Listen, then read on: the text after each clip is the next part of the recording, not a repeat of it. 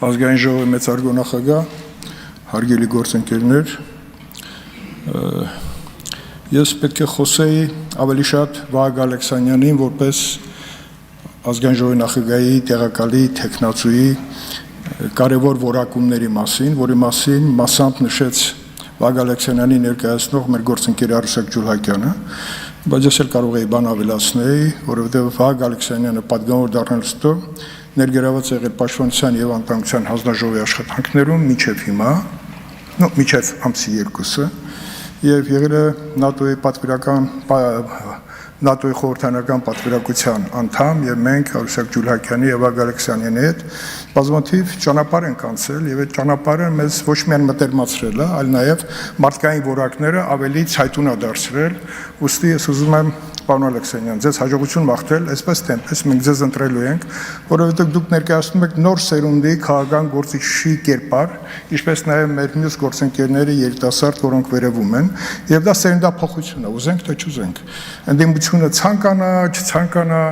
եւ մեր սերունդը ողջունելով դա, ամեն ինչ անելու է, որպեսզի դուք ոչ միայն հաջողեք, այլ ավելի բարձրացնեք մեր քաղաքական օրակարգը մեր երկրի համար։ Բայց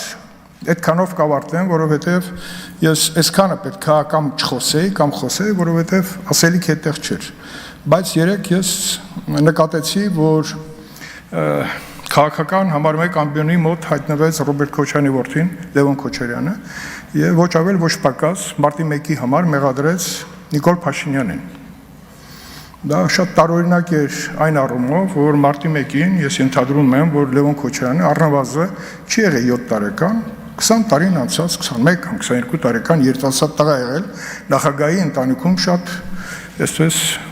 ներկայանալի դիրքում եւ ինքը ամեն ինչ պետք է տեղյակ լիներ թե ընտանիքում, թե փողոցում եւ ընդհանրապես տեղի ունեցող մարտի 1-յան դեպքերի հետ կապված։ Եթե նույնիսկ տեղյակ չեն եղել, այս տարիների ընթացքում իր ժանրի մեջ բացառիկ մի ֆիլմ է նկարահանվել Փաստավակ խմբի զեկույցի եւ նկարահանումների հիման վրա։ Դա կորսված գարունն է։ Եվ նա երկու մասից էր բաղկացած, հատկապես ուզում եմ շեշտեմ երկրորդ մասը, որտեղ Նիկոլ Փաշինյանը որպես ամբիոնը ղեկավարող քաղաքական գործիչ ասում էր ժողովուրդ վաղը գարնան առաջին օրն, այդ օրը մեզ չտվեցին։ Առավոտը 6-ից հետո տեղի ունեցան գործողություններ բիրտ։ Եվ հետո դա որակեցին որպես քննչական գործողություն։ Մոռանում են, որ ըստ օրենքի քննչական գործողությունները պետք է տեղի ունենան ժամը 7-ից հետո կապած լուսաբացի հետ։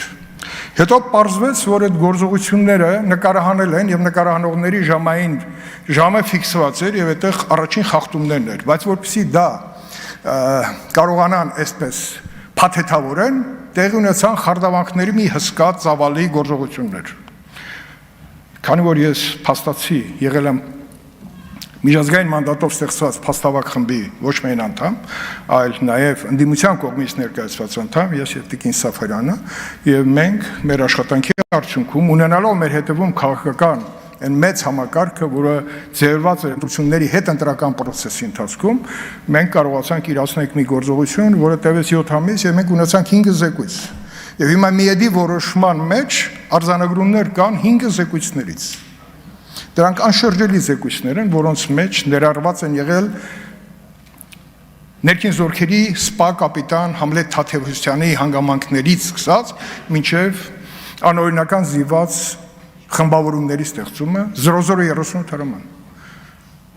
Հիմա եկեք հասկանանք ոնց է այդ դեպքերը տեղի ունեցել, որ կապվում է ուղիղ Ռոբերտ Քոչարյանի ոչ միայն կառավարման, այլ իր անձի հետ։ Ռոբերտ Քոչարյանը Մոսկվայից վերադառնալուց փետրվարի 23-ին առնչվում է մի իրողության հետ,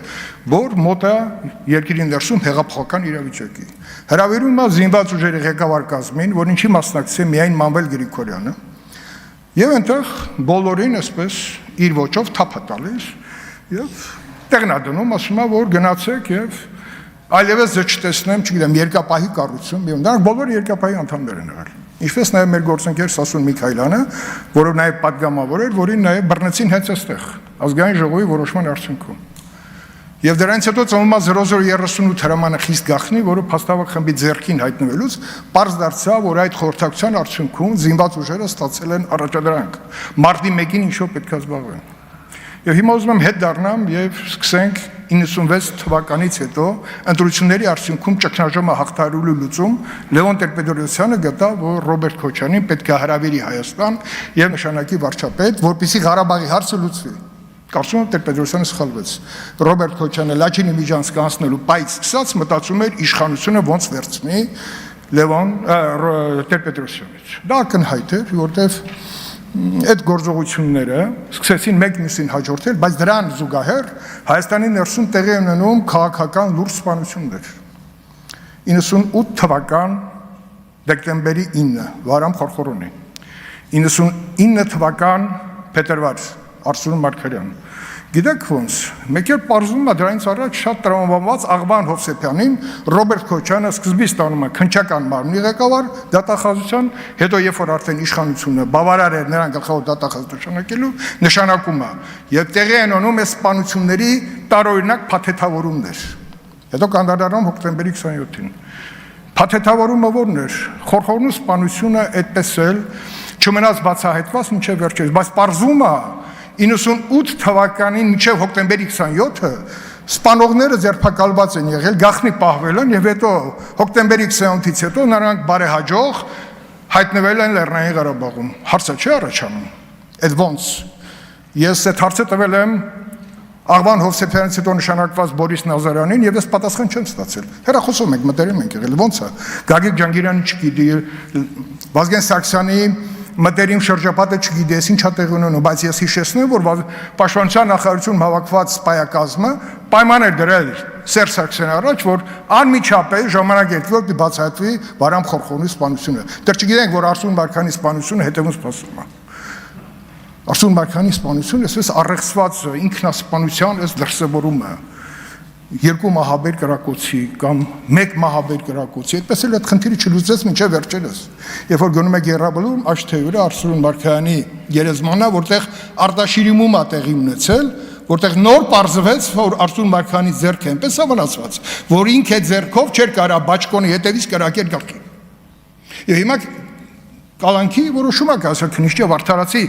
Թիկնապաների մասով է, թիկնապաների առեղծված է, այսպես, որտեղից եկան, ուր գնացին, այդպես էլ նախաքննական մարմինը չկարողացավ լուծում գտնի, որտեղ են նրանք, որտեղից հայտնվեցին, ուր գնացին, նրանք մեկը գտնվում է Ֆրանսիայի տարածքում, գիտեմ, Արսեն անունով։ Բայց դա արդեն նախաքննական մարմնի արդեն աշխատանքը պետք է լինի, որի խնդիրը պետք է լուծում ստանա։ Հիմա գանք ինչ տեղի ունեցավ հետագա զարգացումներում։ Իշխանության խնդիր էր։ Վազգեն Սարգսյանը եւ Կարեն Դեմիրճյանը ձևավորեցին նոր իշխանություն, որովհետեւ Վազգեն Սարգսյանը համոզված էր, որ երկրում պետք է ձևավորի համերաշխության մթնոլորտ։ Եվ դրա համար էր, որ Դաշնակցության ներկայացուցիչ Վահան Հովհաննիսյանը նշանակվեց Պաշտպանության եւ Անվտանգության հանձնաժողովի նախագահ։ Հիշեցնեմ, դա այդպեսի պահել է եղել։ Եվ խնդիրը մեր երկրում այդ մթնոլորտը պետք է ձևավորել մեր երկրի անվտանգային միջավայրը ուժեղացնելու եւ ուժեղ պահելու համար։ Ինչ տեղի ունեցավ։ Տեղի ունեցավ հոկտեմբերի 27 եւ բոլորը, որը հարստացել են, ինչի մասին խոսում են մանկապարտեզներ, ֆլան-ֆստան, տեղի ունեցել միայն հոկտեմբերի 27-ից հետո։ Ունեցվածքի բաժանում, մանկապարտեզների սեփականաշնորհում, իրար հրմշտոց, բայց չէ՞ որ Ռոբերտ Քոչյանին հրավիրել Տեր-Պետրոսյանը, որպեսզի լուծեր խաղաղության խնդիրը։ Խաղաղության խնդիրը չլուծեց, որովհետեւ խաղաղություն պետք չէր, իշխանություն էր պետք։ Այդ իշխանության խնդիրը լուծվեց հոկտեմբերի 27-ով սկսվեց եւ գնաց, հիմա հոկտեմբերի 27-ի կարևորագույն վկաներից մի քանիսը դեռ կան, բայց սկսվեց վկաների այսպես շքերթ մահվան, պատահական, մեկը մահանում Ամերիկայում Տիգրան Նազարյան, մյուսը բժշկուհին մահանում է, չգիտեմ որտեղ։ Եվ այսպես մեկ ավտովթարից, այսպես այնպես, բայց ուր կորավ Ալիկ Հարությունյանը, ով աջակցեց ազգային անվտանգության ծառայության դերն ու նշանակությունը, որը պետք է լիներ։ Ուրա Տիգրան Ուզունյանը, դրանք կարևորագույն մարդիկ են, որոնք ազդել են քննության ընթացքի եւ նրա շեղելու վրա։ Եվ դրա հիմնական ճարտարապետը եղել է Աղբան Հովսեփյանը, որը նաեւ ինչ որ պայից նորից դարձավ գլխավոր դատախազ, հետո դատախազության դռները պատճառելով հեռացավ, բայց մեկ այլ ազդեցությունը մինչև հիմա կարծում եմ դեռ գոյություն ունի, որը պետք է չեզոքացնել, բայց քննչական փաստավակ խմբի անդամներից երկուսը իշխանություններ, երկուսը ընդդիմությունը եւ մեկը մարդու իրավունքների պաշտպանը։ Համլետ Թաթևոսյանի զեկույցից հետո հասկացան, որ ոնց որ թե ընդդիմության ներկայացուցիչները հաջողել են։ Այդ զեկույցում ընդհանրապես պարզ դարձավ, որ Համլետ Թադևոսյանը չի մահացել ընդդիմադիրների կողմից շպրտած նռնակով։ Եվ փորձագետներին, եթե դուք նայեք Կորսված գարուն ֆիլմը, դուք տեսնեք նա այդ կինոյի հերոսը, որը ես եմ, իմ ձայնը, միշտ այդ հարցաքննություններին, բոլոր հրավիրվածների եւ այլն, կներեք մի վարքանից։ Եվ ուզում եմ ասեմ, որ իհարկե անպայման պետքա այս լուծումները գտնել եւ դրանով պայմանավորված, որ ես որոշումը կայացրել եմ իմ պատգամական հետագա գործողությունը իրականացնեմ պետայրական հանձնաժողովում, բայց մի բան էլ ասեմ, ես նաև համոզվեցի, որ Հայաստան խմբակցության փաստացի ղեկավարի տեղապահը ոչ թե Աննա Գրիգորյանն է, այլ Լևոն Քոչարյանն է, որովհետև ըստ էության ինքն է հակադարձում այն մեղադրանքները, որը կապված է իր հոր կառավարման տարիների հետ։ Շնորհակալություն։